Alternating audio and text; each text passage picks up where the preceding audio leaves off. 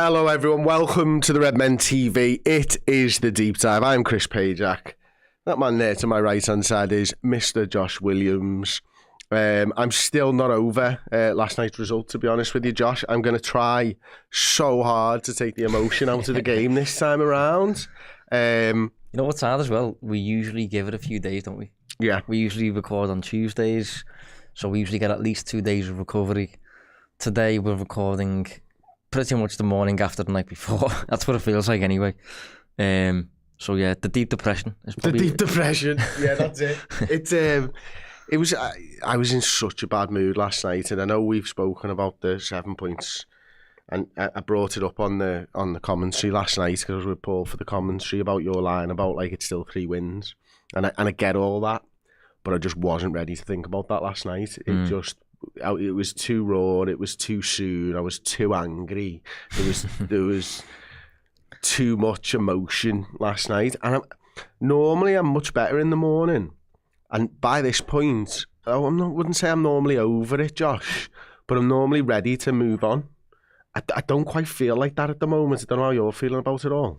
I'm not as bad as that, and the main reason I'm not as bad as that is because I thought Liverpool were pretty bad, to be honest. I don't think we played very well at all. So, given that, it's hard because I don't feel like we deserve to win. So if we'd have won, obviously they've been over the moon.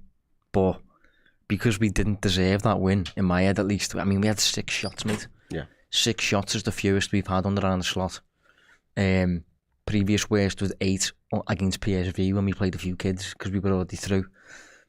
So 6 against Everton, who were like 16th in the Premier League or something. I think the XG was like 0.6 as well. And we lost the XG battle as well. Yeah, we lost the XG, which for the first time in the Premier League all season.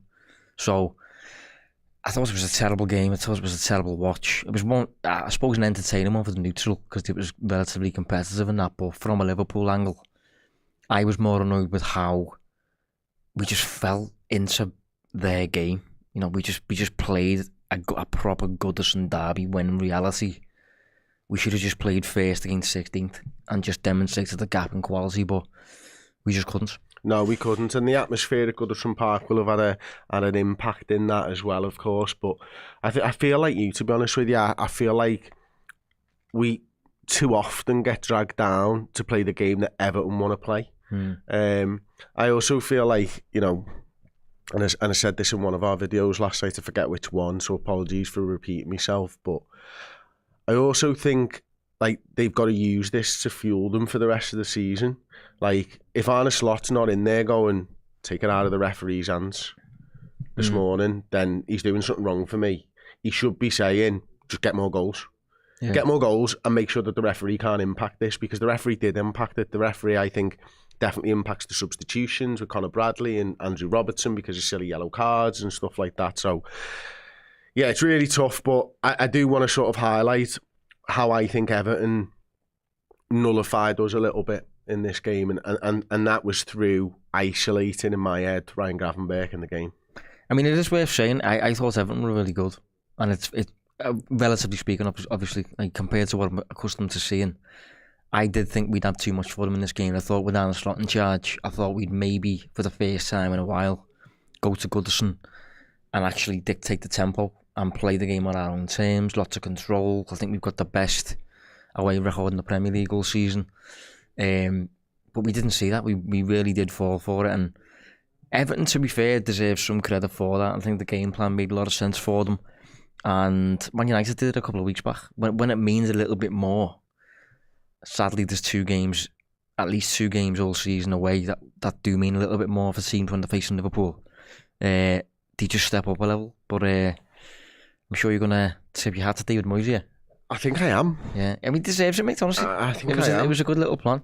It was, yeah. So just a little bit of context and stuff like that first and foremost. Ryan Gravenberch is completing per 90 in the Premier League this season, 51.8 passes from 57.7 attempts. That's an accuracy of 89.7% over the course of the season in the Premier League so far for Gravenberch. Against Everton, albeit in 61 minutes, he completed 20 of 24 at 83% clip. So normally just under 52 passes from 58 passes.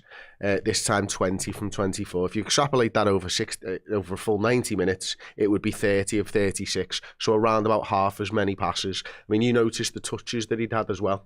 Yeah, he touched the ball 30 times over the course of the game.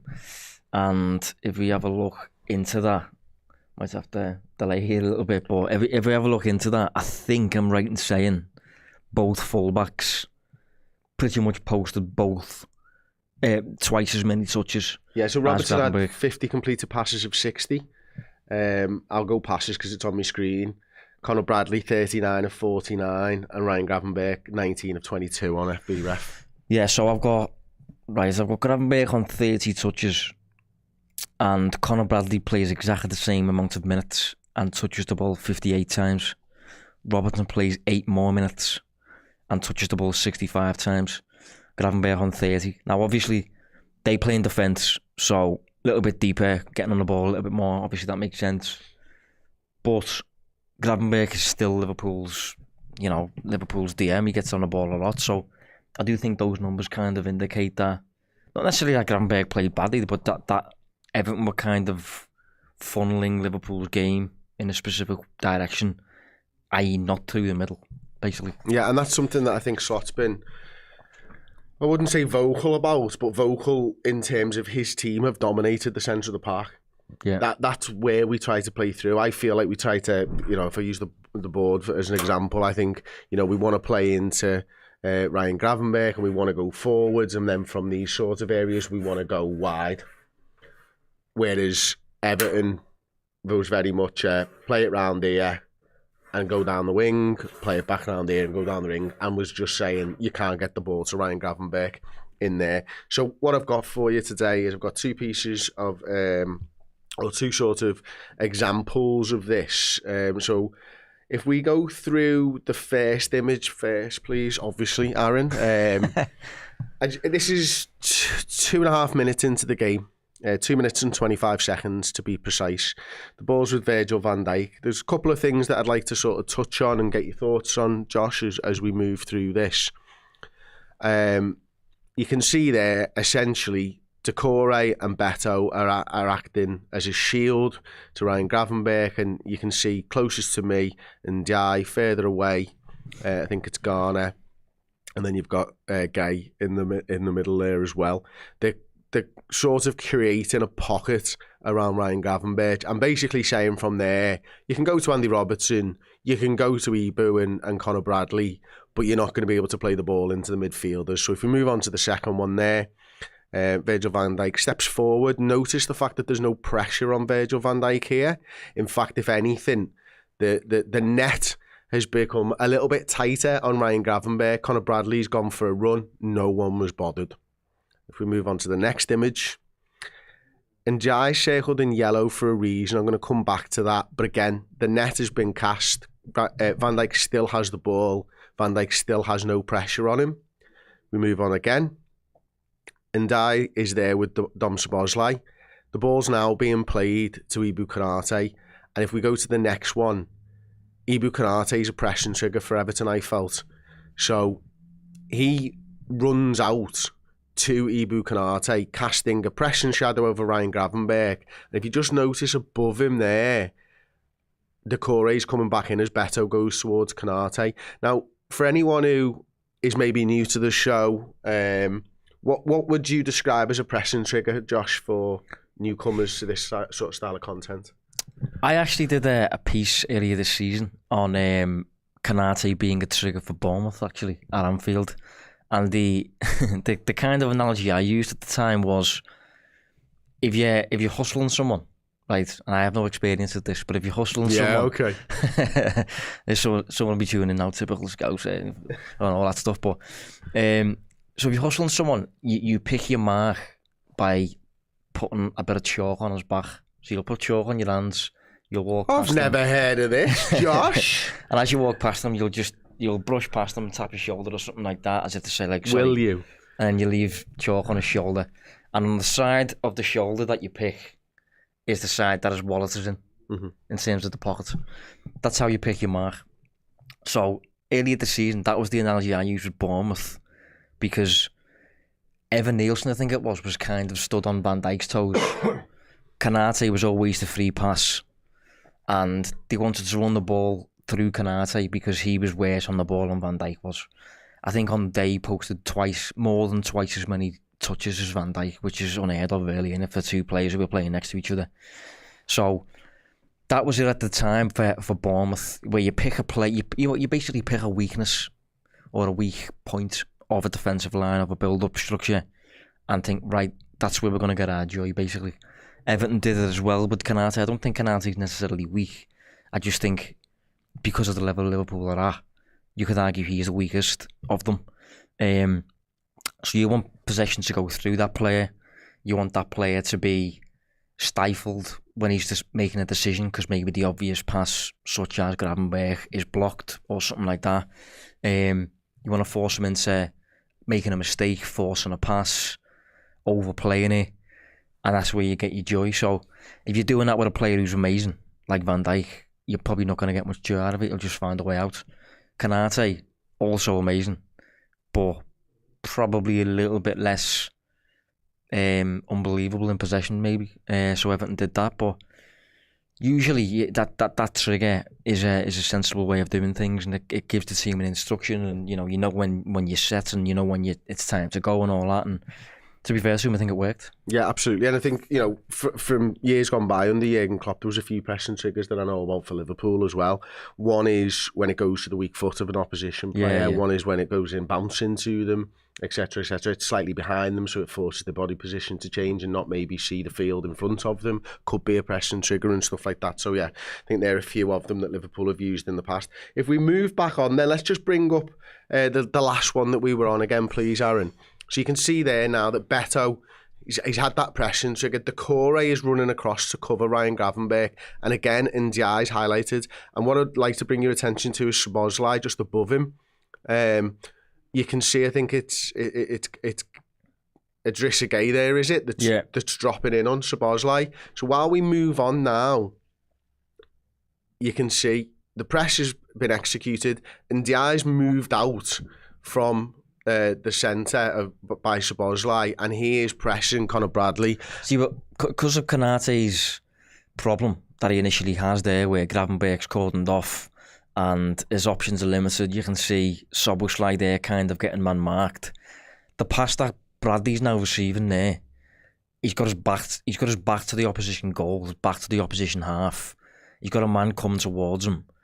That's just not an ideal situation to be in. And it's on his wrong foot because he's going with the outside of his right. And it's on his wrong foot. So if you want to progress the ball forward and escape a press, that's about as bad as it's getting that. So again, for Everton, it's worked. For Liverpool, have fell into the trap. Yeah, and absolutely. And if we go on to the last one of this, you can see just how close he gets, and he ends up tackling him. I think it goes out for a throw-in, and we're 2.5 minutes in, and I think the game is sort of set. So I think the next one, we'll just go straight into it. This was from 7 minutes into the game now. At this point this morning, I got a bit bored of drawing them circles, so I decided to just use a bit of a line. Again, we're 7 minutes in. This time the ball's with Andy Robertson. The formation has kind of been set there. You can see they're in a bit more of a 4-4-2. But again, Liverpool's midfielders, Dom Szoboszlai, McAllister, they're ahead of it. They're not in any way affecting the game. There's no way for Liverpool's defenders to get in, and there's a complete lack of pressure on the ball carriers. Now, you mentioned about, Kanate being funneled against, was it Bournemouth earlier on in the season? Yeah. In this one, it was actually the other way around. They were okay with Virgil van Dijk having the ball, but having absolutely no options. So, and this is what they did. They went, okay, we'll just stay around you. It's not a problem. You can have the ball, mate. So we move on to the next one there, and you can see the net's been sort of shrunk around Ryan Gravenberch. As soon as Van Dijk picks up the ball, the net gets smaller. Again, no pressure on the back line whatsoever. No pass other than to a backline player for Virgil van Dijk. We move on again. And then you can see, goes back out to Robertson, drops back in. The net's widened a little bit on Gravenberch at this point because Van Dijk doesn't have the ball. You can see, I think it's Decore there, who is sort of trying to block off the passing lane to Ryan Gravenberch. Robertson, we move on to the next one. Plays it back to Van Dijk. Van Dijk then moves to Kanate. And as soon as that pass is played, Ndiaye caution to the wind, straight onto Ibu Konate again from a very, very deep position. If you just go back one again, he's right by Szoboszlai. As soon as that pass then is made to Konate, he's running from 15, 20 yards away from him. Yeah, and again, look at Konate's body position there. Bear in mind he's right-footed. So he's not in a good place there to receive that and progress forwards. He's in a position where when he receives it, he's facing backwards towards Alisson, you know, and Jai is gonna push him backwards, I'm sure. Whereas if he was just a bit more forward facing, he can maybe let the ball roll across his body, play it with his right in the direction of Conor Bradley. These are the really fine details that Guardiola's mastered over the years, and Slot, to be fair to him, has been really good with. But in this one, again, just falling into those traps. Absolutely. You're spot on there, because if he is level with Van Dijk's playing the ball in front of him, isn't he? Yeah. And he's running onto it. I think if I was coaching Konate there, I'd go behind him, grab his hips. No, I'm going in a certain direction here. Marking with chalk. And just kind of almost turn him 8 degrees. Like, yeah, if that, yeah, to the right. Yeah. And that's literally what I'm talking about. But because he's receiving it like that, and Jai's position and with the press, you're not going to move forwards there. It's not going to work. No, and you're right, because he's not in a position to pass the ball to Conor Bradley. So when NDI goes there, he doesn't have to worry about Conor Bradley, does he? In any stretch of the imagination. So if we move on to the next one again, he's there. The ball ends up going back to Alisson. There you go. That's the product of what I'm talking about there. Exactly. As you were saying, I was thinking, I know what's coming back there. Well, I didn't, and I can still tell. Yeah. Because of the body position, and I think it might have been a pass to Van Dijk, but it ends up going to Alisson because it's terrible. Yeah. Right. So if we move on looks again, like it's with his left as well. By the way, that looks like a left foot pass to me. I don't know, but I think it curled right-footed, to be honest, but because of his position. So the ball goes back to Alisson Becker. Again, what's the one man that they're sort of putting a little bit of pressure on here? They're trying to get a little bit close to Virgil van Dijk. They're not interested in him picking the ball up there. So at this point, I think they're doing a bit more of the Bournemouth funnel into one side. So where does the ball end up, Aaron? Ends up with Ibu Konate. You've got Beto again, casting a bit of a pressing shadow over Ryan Gravenberch. Sam, no problem, move on. Again, he's pressed again, Konate, when he drags forward. There's a box around Ibu Konate once more. Passes it over to Virgil van Dijk, who has dropped deeper to receive possession. We move on again. And then at this point, the reason that I think it is Beto, I'm just going to double check that. The reason that Beto, in the yellow? In the yellow, yeah. I think it's it's either Decore or Beto, but either way, the person who's circled in yellow, he is not pressing Virgil van Dijk there. Not like we saw Ndiaye do or Beto do to Ibu Konate.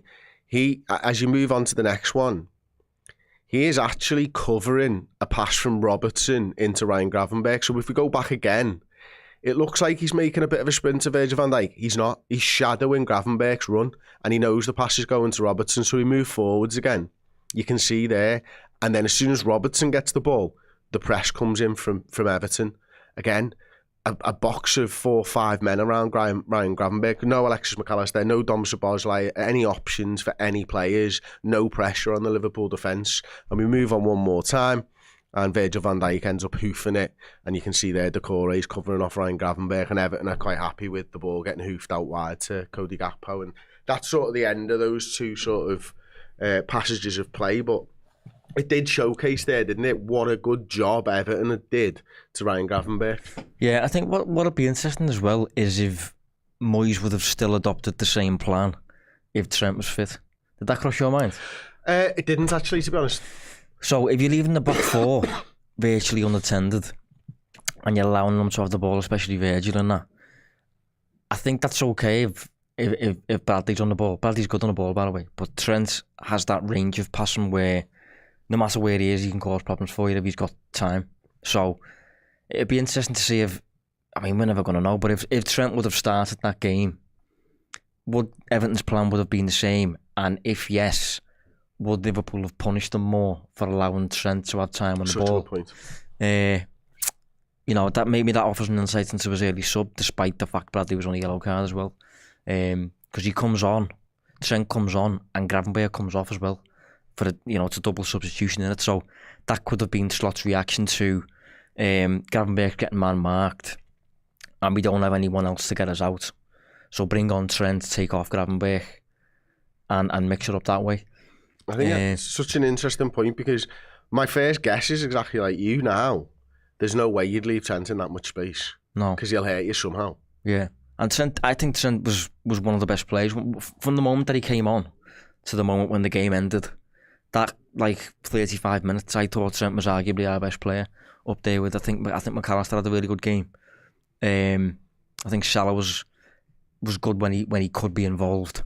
But yeah, I thought Trent was influencing the game when he came on. It's just a shame he couldn't start. What did you make of the final substitution? Which one? Jota 88 minutes. For... Was it Diaz? Do I want to say it was Diaz? Yeah. You're 2-1 up in the game. Yeah, we're 2-1 up at that point, yeah. Who else did we have? We had Elliott. Endo. Didn't have Joe Gomez, did we? No. I wouldn't have brought on Kwanzaa if he was available. Just checking it now. Potentially, Endo's an option, potentially. But... Yeah, so it was Jota for Diaz on 88 minutes. That was a bit of a nuts one for me at the time.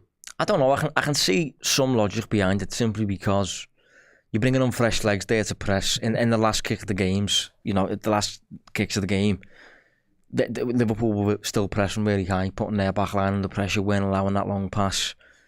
That was noted in the final minute or two. So you could argue it's potentially because of that. And then on top of that, I think at that time, our best form of defence was probably just keeping the ball. And I think if you bring on Endo, it's already a scruffy game where the most technical players we've got were losing the ball all the time. So if you bring on Endo, you could argue that you just keep giving the ball away because he's under pressure, he's getting his feet stood on and all that stuff. So I can see some logic behind it, but I'm assuming you would have preferred something else. Yeah, I think I would have brought on Endo and tried to see the game out in any way, shape or form. And I know that sometimes invites pressure, but all it took is a lucky bounce and a volley, and that's it. And I don't know how much impact Jota was going to have in such a small amount of time, unfortunately. I questioned that at the time, and hindsight's 20/20, of course. And I don't know what the manager was thinking. And to be fair to the manager, I think his substitutions have largely been excellent this season. And I think if there was one criticism of Jurgen Klopp in his first few years, it was his use of substitutions. I think he addressed that in his latter years in charge. But Slot's come in and from the get-go proved that he knows how to make things work with substitutions. So who am I to question it, I suppose? Yeah, well, I think going into the game, Slot seemed to know the makeup of the Merseyside derby. He referenced in his pre-match presser about the number of fouls last time he played when he was in the Netherlands. So he'd done his own work quite clearly, but I'll be honest, you wouldn't have thought it. When the game actually started, the way the game went, the lack of tempo control that we had, even him losing his head at points, he eventually gets sent off, whether you agree with it or not. It was a proper Goodison Park derby, in every way, and we really, to win this game, I think we needed not to allow that to happen. We needed to not allow that to happen, and we did. Still nearly got out of there with 3 points, but I suppose that shows the level of the team, but it wasn't a great day. No, it wasn't. And then the sort of final thing that I would sort of bring up is, obviously, I don't think Gakpo had a good game. I don't think we could get Gakpo into the game in any way, shape or form. I have a theory on that. Okay. I've recently been quite high on Gakpo. I think he's doing well lately. But I think he's too nice for a game like that. You mean he should have fallen over and got a man sent off? No, I just mean he's too nice. I think if someone goes absolutely tries to batter and bully him and that, I think he'll take it. I don't think he'll give it back. And in games like that where he's getting his feet stood on and he's getting out muscled and the crowd's up and you've got no space, you've got no time with your first touch, he disappears all the time. It really does me in. But I give him a pass on this one because he's been good lately. But in games like that, if I'd had to guess before the game who's going to disappear in this, I would have picked him. Okay. That's interesting. Yeah, it's a shame. What I was thinking about it is why play Diaz 90 minutes against Plymouth and then 88 minutes against Everton on Wednesday? Yeah. Do you think Nunes was in line to start? Do you think there was anything behind? He went to visit his wife in Spain, who'd just given birth, hadn't he, earlier on in the week. Oh, okay. In between Plymouth and Everton, I believe. I think that might have had some kind of an impact on it. I thought he'd like picked up a knock during the week or something. Yeah, I don't know. I'd not heard that. Like, so he was going to start the derby, got a knock, falls out of it, and Diaz comes in. Is what I kind of read, but it wasn't like a legit thing and like that. So I don't know what's happened there, but something. I suppose Diaz is a segue into our next show. Absolutely. So Red for Life here saying Lucho needs to fix up quick time, and that's it then, Josh. I mean, obviously this is a show that I plan. We always plan 2 a week. Yours happens to be on Redmen Plus this week, or you can get it on the Redmen Plus video subscription level on YouTube if you'd like it on there as well. One day I will remember to change that because I can't remember what it is. So tell us about the next show then. So it's about the. Is it a think piece? Kind of, yeah. It's a more of a general chat. Well, I like general chats. This one can be used as a podcast, basically. But there's something about Liverpool's number 9 spot. I'm not quite sure what we want from it. I don't think anyone is. And whoever plays there essentially seems to go missing and doesn't seem to get many shots or touches or anything like that. So it's just a talk about that spot, looking ahead to the future. You know, Darwin Núñez links with Saudi Arabia this week. So, yeah, it's more of a look to the future with that rather than anything to do with the derby. Like, I don't think anyone was especially bad in the derby. I think it's been a growing thing where whoever plays there is generally not that good. Mm-hmm. So there's got to be something wrong with that. Okay, well, we'll be live in around about 10 minutes time then on Redmen Plus with that one, or we'll be live on YouTube on the Redmen Plus membership video. Wow. Search it out. It'll be absolutely fine. Thank you so much for watching. Let me know your thoughts on this and what you thought about the derby in the comments section. Tweet your thoughts at Distance Covered on Twitter and Mr. Blood Red on Twitter as well. I nearly said X then. It is still called Twitter. 100%. It has to be. I mean, I still type Twitter at the top. It would be quicker to type x.com, but I still type Twitter. Because why wouldn't you? It's been in my life since 2006. Anyway, thank you very much for watching. Like the video, and we'll see you next time. Ciao.